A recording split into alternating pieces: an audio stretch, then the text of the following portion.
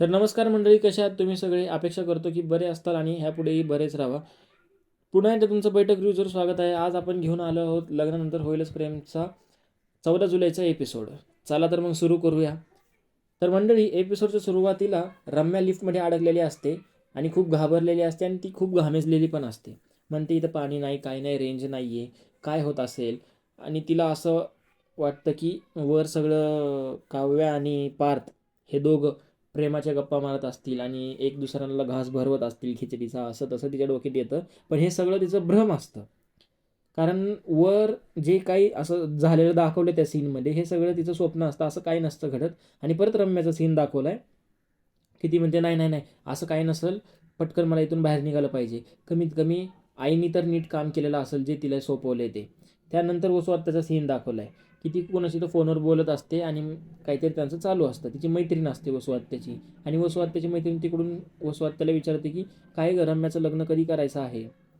तर वसुहत्या म्हणते की नाही, एवढ्यात तर काही करणार नाही, कारण तिला करिअरवर फोकस करायचे म्हणून. आणि चल ठेवते असं म्हणून ठेवते.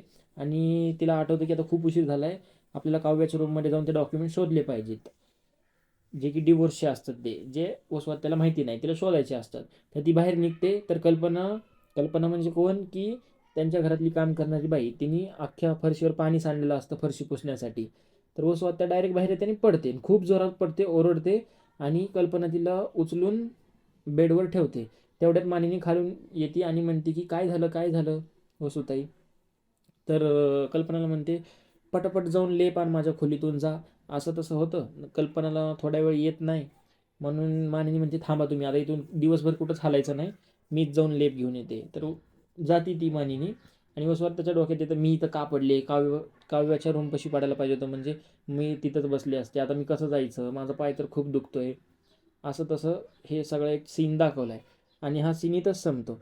त्यानंतर परत रम्याचा सीन दाखवला आहे की रम्या लिफ्टमधून बाहेर आलेली असते आणि जे वर्कर्सनी तिला बाहेर काढलं त्यांच्यासोबत ती म्हणजे त्यांना ओरडत असते की तुम्हाला मेंटेनन्स ठेवता येत नाही का, असं का तसं का. आणि तेवढ्यातच तिला पारचा मेसेज दिसतो की कॉल आहे, आपण लंचला जाणार आहे, ते कॅन्सल करूया, तू वर ये परत. तर रम्या म्हणते आता ह्याने मेसेज केलाय तर मी जाते वर तसंच. आणि ती पायरीने जाते न लिफ्ट घेता.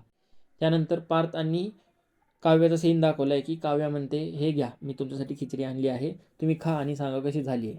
ॲक्च्युली मला बनवता येत नाही, पण मी मानिनी काकूकडून शिकवून, म्हणजे त्यांनी जसं जसं सांगितलं तसं तसं मी टाकलं आणि बनवून आणली तुमच्यासाठी स्पेशली. हे खा आणि सांगा कसं झालं आहे. तर तेवढ्यात पिऊन येतो आणि म्हणतो सर हे या पाणी. तर पार्थ म्हणतो तुम्ही जेवलात का काका? पिऊन म्हणतो नाही सर, माझा उपवास आहे. पार्थ म्हणतो हे घ्या खिचडी, काव्याने आणली आहे बनवून प्रेमाने खूप, तर तुम्ही घ्या आणि खा आणि सांगा मॅडमला की कशी झाली आहे ते. तर पिऊन पहिलं तर नाही म्हणतो, पण पार्थ ऐकत नाही आणि तुम्हीच घेऊन जावा आणि खा असं म्हणतो. तर पिऊन इथून निघून जातो. पण काव्याला हे सगळं काही आवडत नाही आणि ती खूप असं इमोशनल होते, तिच्या डोळ्यात खळखळ खळखळ पाणी येतं आणि जवळपास तर ती रडायलाच लागते. आणि हा सीन इथं संपलाय. नंतर नंदिनी आणि जीवाचा सीन दाखवलाय की तिथं पाहुणे आले असतात आश्रममध्ये आणि जीवा पाणीपुरीवाला बनलेला असतो. तर पाहुणे म्हणतात की आजचा कार्यक्रम खूपच चांगला झाला आणि हा पाणीपुरीवाला पहिल्यांदाच बघितला की एवढं प्रेमळ पाणीपुरी बनवून आम्हाला खाऊ घालतोय ते, आम्ही नक्की पुन्हा येऊ. तर तेवढ्यात लगेच नंदिनी म्हणती हा पाणीपुरीवाला नाही आहे, हे माझे मिस्टर आहेत, जीवा देशमुख. तर पाहुणे म्हणतात सॉरी सॉरी, मला माहिती नव्हतं, आमचा जरा गैरसमज झाला. जेव्हा म्हणतो इट्स ओके, मी तुम्हाला माझा परिचय दिला नव्हता तर इट्स ओके, तुम्हाला गैरसमज होणं साहजिकच आहे.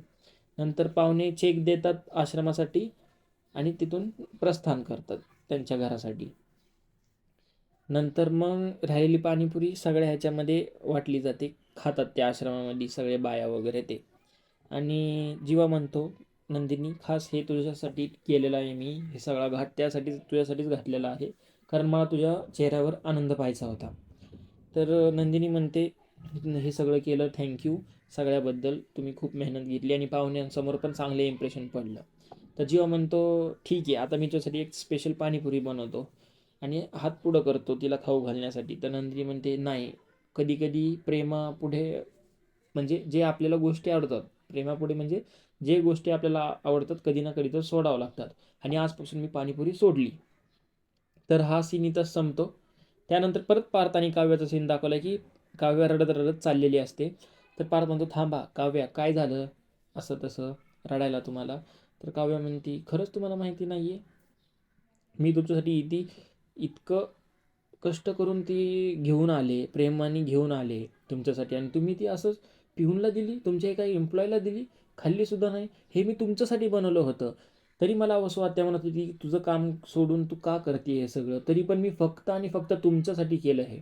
तर ह्या सगळ्या बोलण्याच्या हे सीन आहे जो त्या दोघांमधलं, त्या ह्याच्यामध्ये सारखं रम्या फोन करत असते. तर एकदा तो कट करतो आणि दुसऱ्या वेळेस केला तर उचलतो, आणि पार्थ उचलतो आणि म्हणतो की रम्या मी तुला 2 मिनटात कॉल करतो, आणि फोन तसाच ठेवतो, कॉल चालूच ठेवून कट नाही करत तो. म्हणजे आता ह्या पुढचं जे बोलणं झालेलं असतं त्यांच्या दोघांमध्ये ते रम्या ऐकत असते.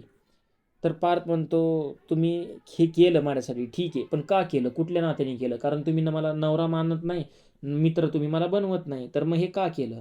तर हे सगळं खूप मोठं चालतं की काव्या म्हणते हो हे सगळं मी डिझर्व करते, बरोबर आहे, तुम्ही मला असं वागणूक देऊ शकता.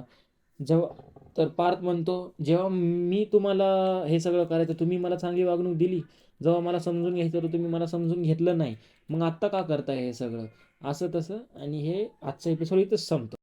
तर धन्यवाद मंडळी पूर्ण व्हिडिओ बघितल्याबद्दल. व्हिडिओ आवडल्यास नक्कीच लाईक शेअर सबस्क्राईब करा. आणि खूप सारे जण असे आहेत जे की व्हिडिओज फुल बघतात पण सबस्क्राईब नाही करत. तर मंडळी मला माहिती आहे हे सगळे व्हिडिओज जे मी बनवतो हे सगळे एकतर काकू, मावश्या आणि काका हेच बघतात. तर मीही तुमच्या मुलासारखाच आहे, तर तुमचं प्रेम मला सबस्क्राईब करून दाखवा.